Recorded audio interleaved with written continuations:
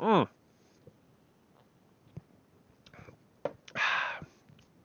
Woo.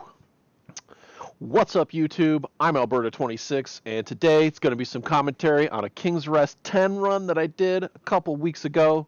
Tyrannical, bolstering, explosive, reaping. Boom. Let's go. All right, so here we go, getting started on this. Like I said, tyrannical, bolstering, explosive, reaping. So you can see we're going to skip both of these constructs here. Don't need them, don't want them, not going to deal with them. Simple as that. Purge in all of these ads so we don't get anybody feared. We make it through without a fear. Nice. Just hug the wall and we don't need to fight those constructs.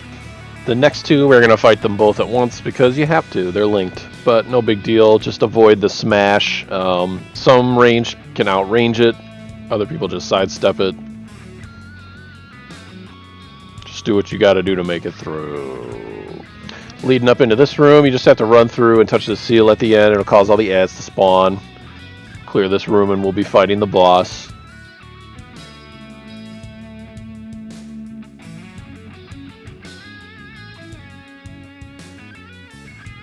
You really need to continuously interrupt that caster as best you can. Can't be stunned. He is pretty obnoxious. It is pretty important to keep him interrupted.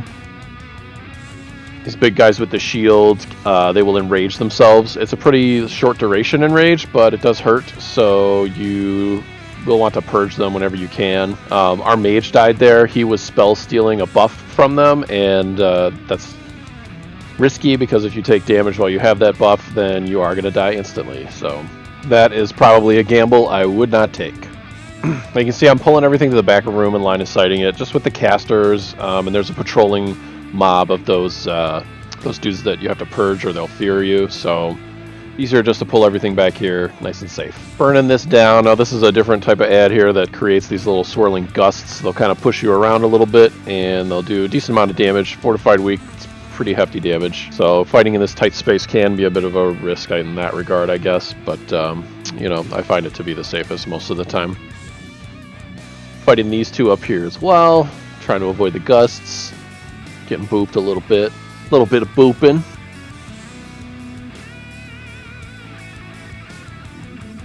Now you can see the patrolling fear guys are actually bugged. They're stuck here. This happens to me almost every time. I don't know why. But I didn't do it here, and you'll see we're going to die, because these guys are going to bolster out the ass. Look at the size of this thing. If you pull from the other side and pull the mob farthest out to the right, I have had it where it doesn't pull the fear ads. I haven't done it enough times to say for sure that that's the way around it, but yeah, that would be a strategy. I'm still deciding if that works every time, because that patrol does seem to get bugged there literally every time I've done this dungeon.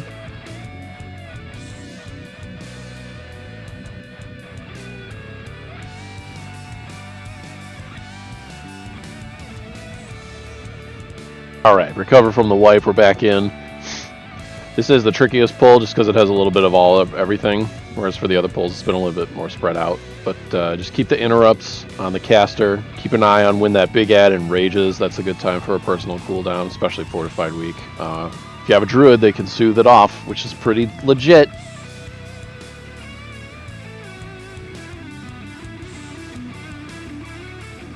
Alright, now if you've done the skip that we did, you're going to end up with Reap right in the middle of this pull.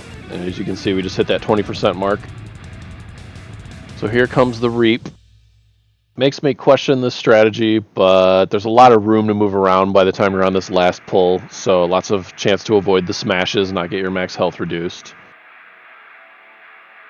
There is a few spots to do a nice line of sight. Really, if you're fighting where we were fighting, it's going to line of sight all of it to you anyway. So that makes it pretty simple in that regard.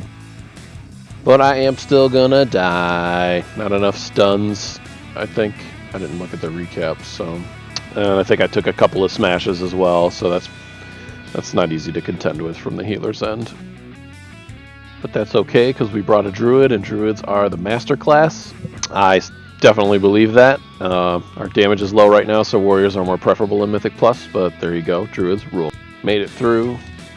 Not too many grave bolts. Doesn't look like I spell reflected. I probably should have done that. And the boss comes right in. I body pull it because I got those big Tauren hips, you know me. But that's okay. My healer was mostly ready. So for the first couple of times he does that serpentine gust, I pull him to this side of the room. Your left or my left? I pull him to this side of the room. And then for the latter two, depending on how long the fight is going, I start pulling them the other way. I find that easier than going deeper into the room. Definitely don't want to range or line of sight the healer. So the other thing he'll do is tail thrash. It's going to make you take some extra damage. Use a cooldown if you're scared of it. Lower keys, probably not so scary. Higher keys, scary. Throughout the fight, he's also been spitting gold at people, anybody but the tank, basically. You want to make sure that this hits you at the back of the room so you drop the puddle back there, because then he's going to use Lukra's Call. And this is going to cause all of the little puddles that have been dropped to turn into oozes that are going to start moving towards the boss.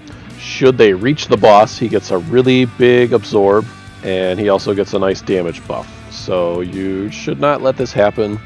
If you're the tank and you see this about to happen, kite, run away. Hopefully your healer will keep up, try to communicate. But yeah, don't let oozes reach the boss at all. And that's essentially the whole fight. He's going to just perpetually have more and more oozes to raise with Lukra's Call, because when you kill the original ones, they turn back into a puddle. So there's just going to be progressively more oozes, kind of a soft enrage. You'll run out of time and get an absorb on the boss eventually. So just kill him. I lust on this boss unequivocally every time, Tyrannical or not. You need to melt him.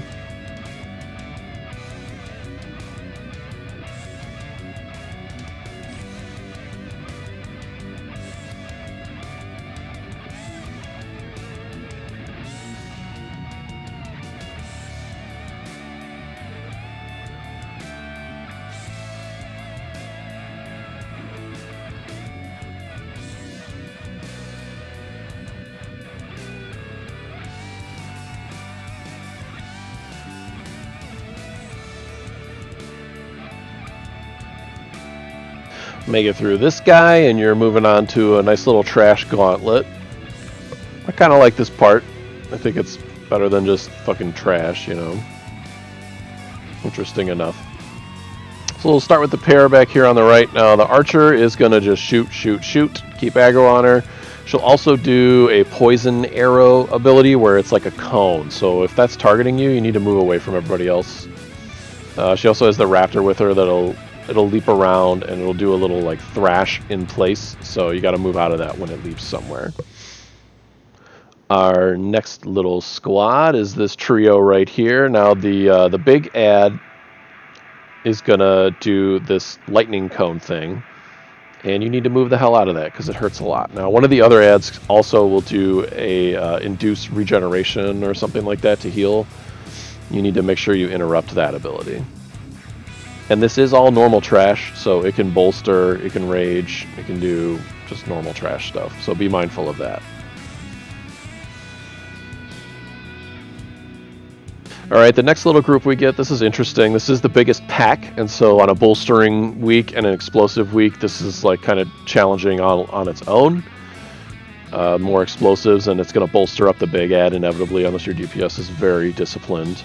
We also end up with the little ads being exactly what we need to finish the reap, so we just have the one big ad up, but he's bolstered, and then we have the reap on top of that. I don't know if we did that quite right. It seems to work out for us, though.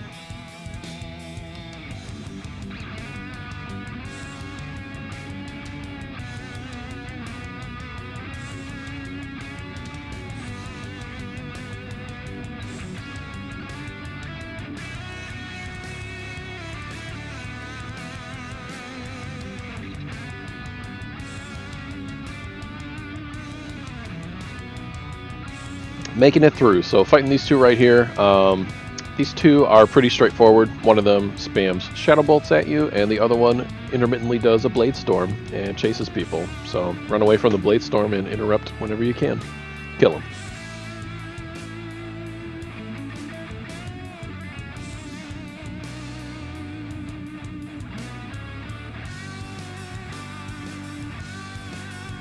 Alright, moving on.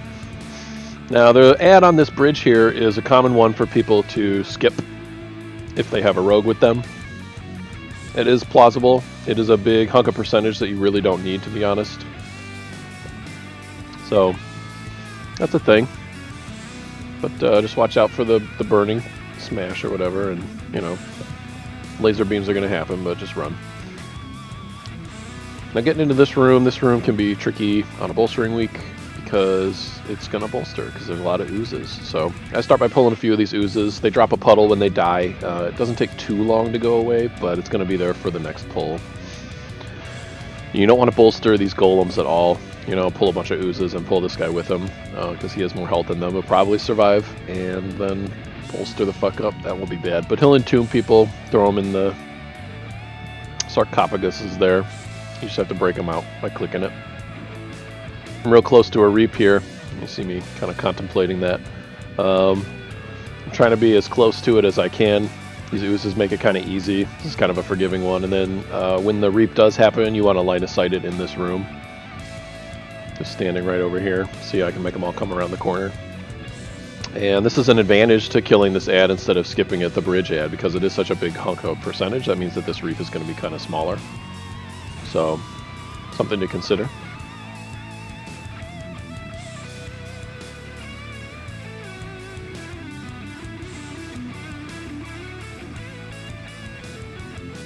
Survive the reap and carry on.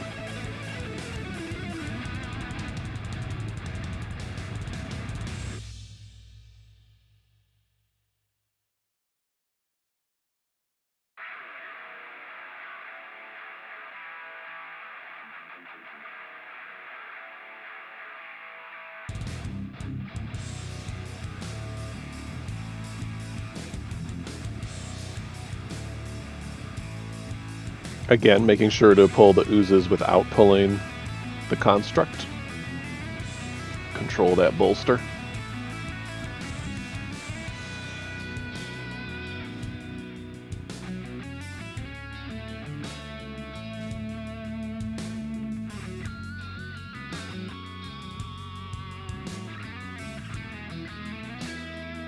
Now it's time to fight this boss. This guy has two main abilities. One of them is going to drop a big puddle of fire on the ground, and that's going to stay there. You can kind of bait it depending on where everybody stands, but really, it's not too important. There's lots of room. So burn corruption. And then the other one is drain fluids, and he's going to target a random DPS or the healer with that and drain their fluids. And it also provides a nasty debuff, so the healer's just got to heal them through that. Use a personal CD if you get it on you. And then the entomb begins. He's going to pick somebody at random. I don't think it can be the tank. Lock them in a sarcophagus. Now, while they're in there, they can shake the sarcophagus to let you know which one it is, and somebody else has to let them out. If you open the wrong sarcophagus, there are consequences. It'll summon the mummy, and that mummy has like a bunch of HP, tough to kill, and it casts debuff on everybody. That makes them take a shitload of damage. So you just want the player that gets entombed to shake their sarcophagus and go get them out ASAP. So that's it. The fight just repeats after that. So if you just carry on doing the mechanics, should be no problem.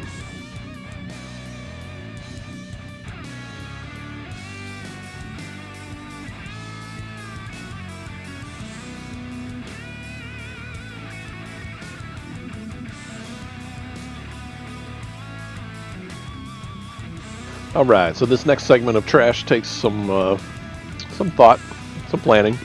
So the big ad in the middle there, the Berserker, that's going to put a bleed on people in melee range and also do a leap. It'll generally go on the tank, but if it were to leap and then run past somebody else, it could put the bleed on them. Healer needs to be ready for that. We've also got the Hex Priests and a couple of pulls in this hallway. They will actually hex people. Hex is not a pleasant mechanic, so make sure you interrupt that. They're an interrupt priority target. And then the Witch Doctors are going to drop those healing tide totems. They're going to heal everybody, so kill them fast. Tab target and kill them. This pull right here includes two raptors. They're similar to the skeletal raptor from the earlier pull, the mummified raptor. So they'll leap and they'll start doing their little slashy slash in place. And this archer is also functionally similar. The poison barrage is the thing that's targeted, and it'll do like a conal attack. So if it's targeting you, move the fuck away from everybody else. Now you get Reap in the middle of that pull. This decent location, line of sight wise. The hallway isn't too narrow, so you should be able to make it through this reap without too much trouble.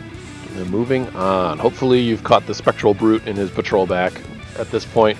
This was kind of good timing for us. Move from the ground crush, or it's going to throw you into the ceiling and then drop you on the floor for significant damage.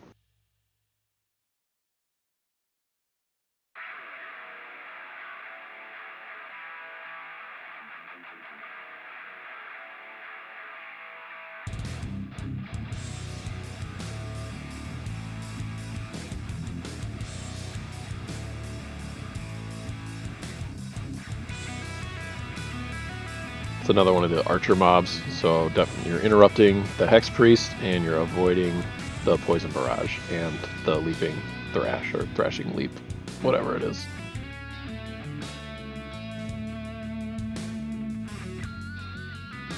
And this is where we're going to see the importance of DPS kind of killing stuff at the same rate for bolstering and for reaping, actually, because we're at 92% at the start of this pull, approximately, I think, if I can read right.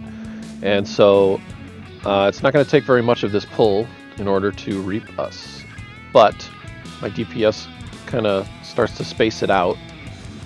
And you'll see the two mobs die at the exact same time, so we do unfortunately end with one like properly bolstered mob, and of course it's got to be the Berserker because that would be the worst one to bolster. But thankfully we're not going to have so much stuff up during the reap. This is a challenging reap because we don't have a good line of sight spot here. As you can see, we're just right out in the middle of the bridge. Luckily we're able to control it. And it's not technically like really dense with mobs, you know, so we make it through.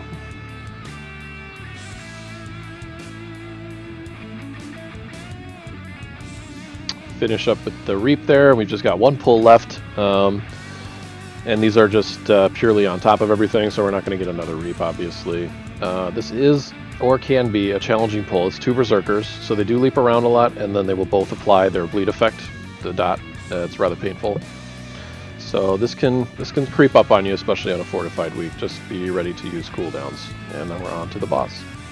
Alright, this is a kind of like succession council fight. You're fighting 3 bosses in succession, and each time you kill one, their spirit will still come back and do an ability while the other ones are active. So the fight just kind of ramps up. So first up, we've got old Zan the Man here. This guy is a caster. He is going to continuously cast Lightning Bolt, and he is also going to occasionally cast Poison Nova. The Lightning Bolt isn't as important to interrupt. If the damage is kind of catching up to you, I guess you might want to, but really you need to save one interrupt for that Poison Nova.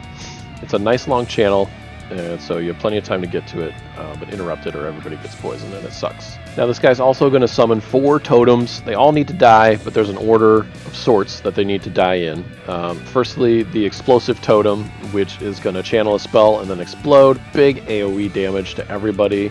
Kill the fuck out of this totem. Don't let it get its spell off. Now the Torrent Totem may be lower down your priority list. It shoots out waves of like water, and there are little swirlies on the ground. Just don't stand in them. It makes the fight kind of messy, but it's not higher priority than the Explosive Totem at all.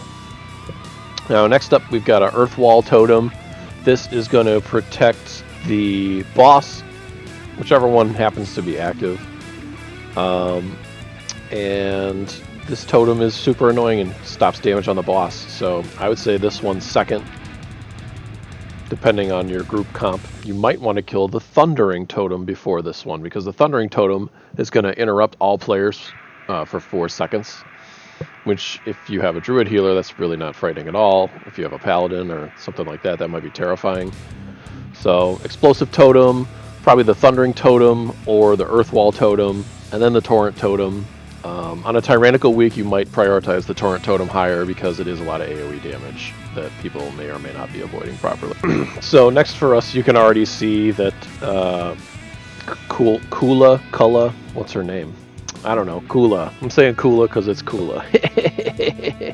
Kula the Butcher comes out. She's a pretty straightforward melee opponent. Now, the previous council member is going to keep popping in and doing Poison Novas. So you got to make sure you interrupt those. But Kula is going to do Whirling Axes, which you can see there's like a swirly around her, and then the 2 swirls will spawn in it and start spiraling out. If these hit you, they hurt and they knock you back. And I think there's a bleed. Probably. Makes sense. So just avoid them. I try to keep her in the middle of the room, and I move out while she's winding them up. And then I find a moment to move right back into the very center, because that's the safe spot. And like I said, that previous boss is going to keep popping up and doing poison novas, so you just have to move in on him and interrupt him. There we go. And anyway, so Kula's down, and we're going to get our last boss here, which is going to be another difficult name to pronounce. Aka Ali, the Conqueror. So she's going to do a few things. Barrel through is going to target someone. She's going to run to that person after a channel. And everybody needs to stand between that person and the boss to try and mitigate some of the damage of the barrel through. After that, the boss is going to wind up and hit the tank with a debilitating backhand, which will boop you, little knockback, and then she's going to start to chase you around at a slower movement speed. I think she might just have slower movement speed. Either way, you need to run away from her because you're taking 200% extra physical damage. You might be able to survive it through a cooldown depending on how high the key is. But it does hurt. It sure does. So, survive everything. Keep paying attention to the abilities of the previous bosses that you killed, because they'll keep popping in to do those. And really a mechanics fight. If you still have lust at this point, or if you've got it up again, use it on the Butcher. You need to get through her phase quickly as possible. So then there's just one piece of trash between you and the last boss, the Shadow of Zool. It's got a pretty big hit points pool, and it does basically, I would say exclusively magic damage, so it's kind of tougher on tanks since we're also physical damage oriented now.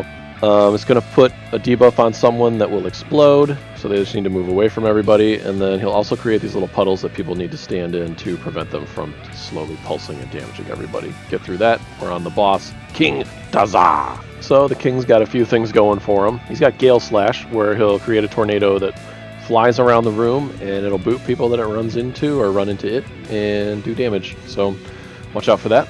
He's got Quaking Leap. He's going to pick someone, not the tank, and leap at them. So there's kind of a wind-up. You just move away from everybody. He leaps to you. Generally, after doing that, he's going to run back to the tank and do his Blade Combo ability, which is a tank ability where you just need to probably pop a defensive. Block is really good mitigation.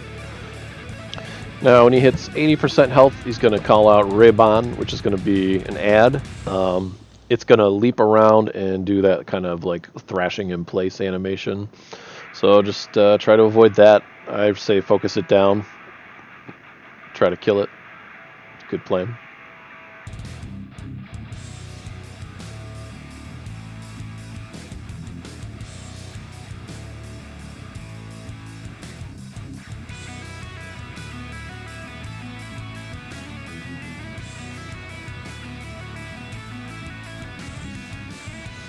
Now, once he hits 60% health, he's going to hop on to Zala, his other raptor pet, or whatever you want to call it, and she is going to absorb any damage that you try to do to him. She's going to take it all.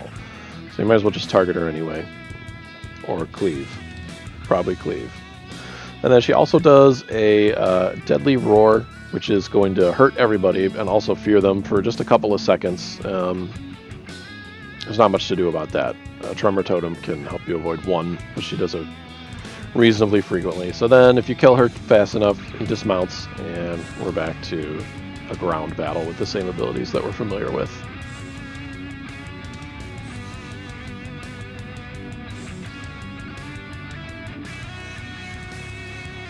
Now, once you hit like 40% health on this guy, he's going to use that Impaling Spear ability. It's going to cause spear traps to trigger. You can see the gray swirlies, brown swirlies on the ground. They're going to do a weird offsetting pattern, and then they're going to start to go around the room. So you can see I pulled the boss all the way around to the other side of this little like molten trough.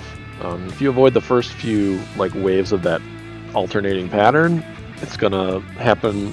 They're going to just start moving in a line from the other side of that golden trough and come around the back of you. So that gives you a lot of time where you don't need to be moving. So that's just a little pro tip right there. Still Quaking Leaping, still Blade Comboing. Just keep running it though.